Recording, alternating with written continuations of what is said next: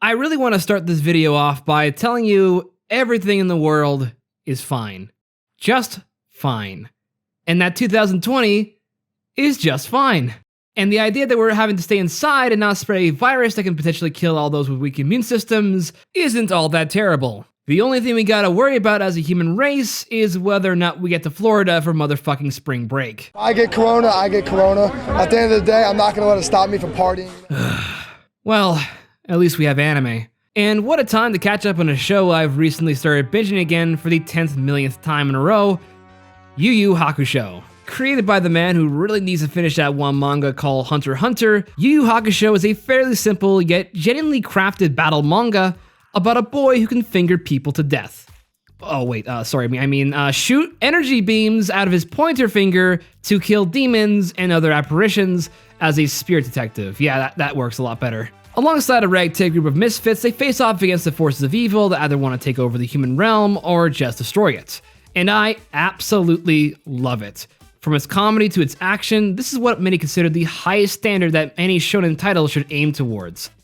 One with relatable characters and storylines that get more interesting as it dives into darker territory, something Togashi himself would later use to critical success by his next series. Unlike Dragon Ball, which is more of a martial arts comedy entertainment manga, Yu Yu Hakusho was far from your typical beat-em-up boys show, taking inspiration from Togashi's love of the occult and horror, and circumventing some of the most impactful arcs in Shonen Jump history.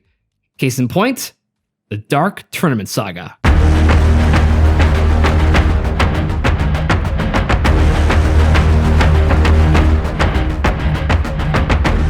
The Tournament Arc, where long-term storytelling is thrown out the window for nothing but short bursts of hyperbolic action punch fests that sees two or more fighters kick the living shit out of each other in martial arts competitions. If there is a trope that defines the shonen action genre, it's a tournament arc. Now, Dragon Ball was the one to definitely bring it to the forefront, but it was with Yu Yu Hakusho that really set the gold standard for shonen tournaments to come. Yu-Gi-Oh!, Naruto, My Hero Academia, and many others have taken steps to improve upon the model of the Dark Tournament and have kept it alive and kicking against its conventional nature. So today's video is going to highlight what makes the Dark Tournament so memorable and how it achieved that level of prestige decades later. Put on your raincoats and bring out your cute announcer waifus. I'm announcing the start of the Dark Tournament, Yu Yu Hakusho's greatest contribution to shonen. The arc begins right after the end of the last one, with rising spirit detective Yusuke Urameshi and his dim-witted yet lovable goofball Kuwabara rescuing a damsel in distress from an evil bureaucratic fat cat. It wasn't an easy picnic though, as the crime lord boss, who looks like a shriveled nutsack, hires the most ruthless demon mercenaries in their profession, the Toguro brothers. And they most certainly gave our boys quite a beating. But luckily our heroes pulled out a win to down the brothers in one shot, saving the ice apparition who was also their teammate's younger sister. But as it turns out, the Toguro brothers actually faked their deaths, and were already bought out by another black market billionaire named Sakio, who then signs up Yusuke and his teammates as special guests to the Dark Tournament. The younger of the Toguro brothers then seeks out Yusuke and requests that he participate in this annual competition in the most subtle way imaginable. Toguro gives him an ultimatum. He either fights or gets killed alongside his close friends and family by Toguro's own hands. After some much needed training, the crew meet up again with wild new moves and hops on a boat to the island to which they'll do battle. Already you can see where all the drama is introduced, presenting an interesting diversion from the same familiar formula that the show was starting to run dry on. Bad guys do this, heroes go and stop them, fight off against a ton of lieutenants and generals to get to the final boss, defeat the final boss, and then everything goes back to square one. And truthfully, we already had a similar tournament arc happen in arcs previous, albeit at a much smaller scale and with less stakes.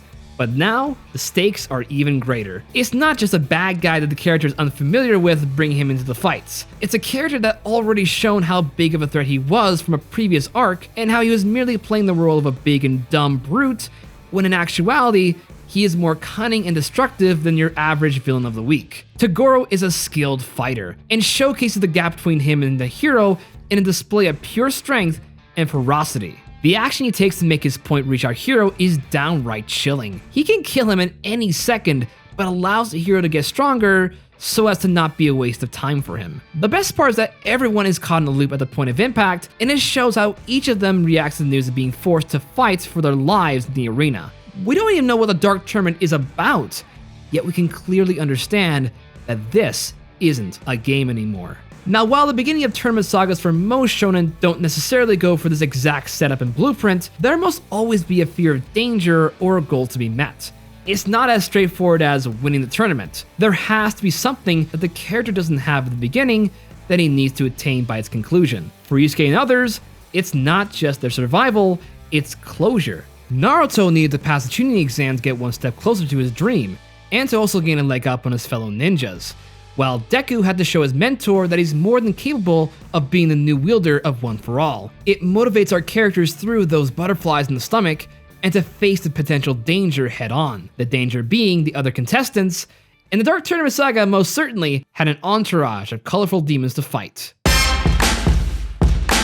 After the preliminaries, the best teams are then placed into brackets, and it just so happens that Team Urameshi's first fight is against Team Rokuyukai. Now from the sidelines, there isn't that much of a motif from them, a group of C-listers with above average fighting potential that only has 3 members that really hold up the team. They do, however, have a street punk theme to them, from Child Demon Rinku and his colorful yo-yos and t-shirt, to the cool jet black fiery Zero, and ending with the drunken back alley brawler Chu. These guys aren't above going for underhanded tactics or even using weapons to get a leg up on their opponents. They know their disadvantage in high demon societies, so they make up for it with their talents and tricks attained from years of underground brawls. If anything, Yusuke and Kuwabara have a unique understanding of their opponents, even if it doesn't look that way from the offset. It's not a matter of strategy that wins this round, it's the one who will endure the most pain. And despite the best efforts of this round 1 team, Urameshi showed that his team had the stronger head in this matchup. With first round fighters, it does make a whole lot of sense to ease your audience in by going small scale, like how in Naruto, the Chunin exam starts with a written exam and has the students use their knowledge of their mastery in ninjutsu to cheat their way to a perfect score while not being caught. The start of the Dark Tournament also presents these cemented rules and regulations that the fighters must abide by. Since it is a demon competition, weapons with the exception of firearms can be used, and the fighter has only 10 seconds to get back into the ring or get up again to fight unless they're either knocked out or killed. The first round is also a good time to reveal new techniques that the main characters have learned over the course of their training montages, and to use them in very opportune moments, like how Kuwabara learned new extensions and forms for his coveted spirit sword, or how Hiei utilized the Dragon of the Darkness Flame to smolder Zero. It's a warm-up for shonen heroes to stretch and get comfortable in the nature of the fights, something most shonen don't often use to full effect. But enough about the first round, we still got more fights to watch. Yeah, this is the first instance of the executive officials gunning for the kids' deaths, as Urameshi has to fight 2 teams for the semifinal spot. The first to overcome is Dr. Ishigaki's team of horrific biomechanical science freaks, but with 3 human lab rats as unfortunate souls tricked into a giant conspiracy. The team is still recovering from their last match, and with Yusuke dry on energy and Hiei crippled from misusing the dragon technique, this fight will prove to be a daunting task. Not just because the team is cut in half from the Doctor's interference, but also because Yusuke, Kuwabara, and the masked fighter have to fight opponents that are human. This is a fight all about spirit, and since some of the fighters can't even see their enemy attacks, it makes the battle more of a struggle to keep one's humanity along with their head. But against all logic and stats, they beat the Doctor and his team with flashy results. Then things go from bad to even worse, as the group has to begin their next battle not even 5 minutes after their victory. The team is already exhausted, and the only 2 left standing have to face 5 members of Team Masho, a sect of demonic ninjas who all but one are adept at elemental techniques. And if you thought cheating and outside interference from the last group was a little much, then boy is there more in this matchup. Time and stamina are very precious factors in these fights, as the remaining combatants have to conserve their energy in order to stand a chance at winning. This was definitely the nail-bitiest of the pre-finale matches. As one impossible win is interrupted by another scandal or backstab, Team Urameshi really had to throw it all in to match up against these mercenaries. If there is a common thread that these fights had, it was most certainly versatility in combat, as power was not really a factor in winning these fights. It was more of going against the odds that the enemy teams used to hinder them. But it was also the time when the less skilled or underused member of the team can really stand out and give a reason to be there. Kuwabara in both matches had some incredible standout moments, whether it be from getting his ass kicked by a trio of murderous mind-controlled humans, or getting his ass stomped by Team Masho's leader despite mustering the strength to save his team from elimination. Jesus Christ, this guy went through a lot. And that is not even mentioning the hole that goes in his chest near the end. In tournament arcs, we always expect the so-called jobbing scenario, which is the term best described as someone who is basically there to lose. Like Yamcha, the king of jobbing, the emperor of whipping up matchups. Hail to the king, baby. But despite that, tournament arcs can turn that jobbing portion of their sections and dedicate the rare moment to validate a character's standing in the narrative. Sakura Haruno is a very tragic character, all things considered, as one of her only shining moments in early Naruto was in the second round of the Chunin exams, as she defends her sleeping comrades from being assassinated, demonstrating her brains and resourcefulness to the team. Yeah, don't get used to it, folks. This section of the Dark Tournament also highlights the running theme of the vocal villainous organizations abusing the system they had in place to demoralize and destroy the heroes, allowing any foul play or bribes to totally eliminate them. And it's also a point in the story that the main villainous rival, in this case Toguro, stands against the group and reveals his ulterior motives, setting everything up ahead of time to then knock down in a sudden twist that will affect the rest of the plot moving forward. The semifinals in the Dark Tournament are a very interesting section in the saga, and that's not including the new change in location. By this point, the gang as well as the audience are pretty used to the structure of the fights, and are anxiously waiting for the grand finals. About as good a time as any to throw another monkey wrench into the equation, as the masked fighter is revealed to be Yusuke's teacher, Genkai. Because the short body and same pattern of clothing doesn't key in that she is at all the same person. Anyway, while Yusuke is performing the last lesson with his teacher, I'll add that it's very fucking brutal, the rest of the team faces the Fairy Tail rejects. No, not that one, but good guess. It's actually Team Yuriotogi, a collective of demons that are the dark versions of their Japanese folk story counterparts. Their unique gimmick is not just that they're an evil version of their supposed heroic personas, it's that they all use crafty tools to boost their stats, as without them, they're a pretty mediocre team. But they do manage to land some pretty clean blows on Team Urameshi, but mostly towards Kuwabara, who is still the resident jackass of the group. But being that this is the halfway point of the arc, there's a lot to suddenly unravel from most of the setup that was alluded to in the previous episodes. The reveal of Sakyo's plan to open a portal to Demon World, Yusuke completing his training, and most suddenly, the deep-rooted connection between old lovers Genkai and the younger Toguro brother. The reveal of Toguro and Genkai's relationship is one of those moments that truly elevates the main antagonist's big role. We already know him as a macho man savage who can easily make turtle soup out of any person with just a flex of his ginormous muscles, but he was lacking that spice that adds flavor to his dimension as an imposing wall. So unraveling the secrets behind his past and his connection with master and student is quite the surprise. Toguro was originally a human, and was on par in martial arts with Genkai, but after a tragic incident changed his perspective, he won his way to the Dark Tournament and got his prize, becoming a demon and staying eternally young for all time, as to never again show weakness and escape the ultimate fate of aging. And with that transformation came the undisputable action of severing the last shred of his humanity, murdering his former lover, and facing her pupil in mortal combat. This is a classic rival setup, as both sides directly oppose the other, and like any great tournament arc, you need a physical force to overcome in order to elevate the stakes. The World Martial Arts Tournament in Dragon Ball was the veteran of the setup, with opponents like Master Roshi, Ten Shinhan, and Piccolo Jr. being the final combatants against Goku, and all with their own wants and desires clearly stated as to captivate the final countdown. It's an easy writing method, but can only be a standout if the situation warrants it, or the characters are well written. Good thing the series was penned by Togashi, who is one of the best when it comes to exploring the inner workings of his characters. But I'll leave their rival portion out for the end, so let's get back to the semifinals. If there is one thing about Yuriotogi that makes them stand out in the battle tournament tropes, is their adversity to conceal their true identities. Every member is not what they appear to be, and even their resident pretty boy, Shishiwakamaru, will unleash the important teeth whenever he gets distraught. Their leader Suzuki is very much a clown, with little to no power and only a handful of clever energy blasts at his disposal. He even has a history with Toguro, who let him live out of pity for being pathetic, wounding his pride and forcing him to hide behind a mask alongside a team of mostly weak-willed demons. He does donate his items to the weaker members of Team Urameshi later on, so I guess in terms of pathetic and crazy anime court jesters, he ain't a bad guy. But like his team, their inclusion is just a facade to the real drama going behind the scenes. Like Star Wars, the young pupil has another reason to win the tournament, and finally end the long, sad life of this muscle-bound sociopath.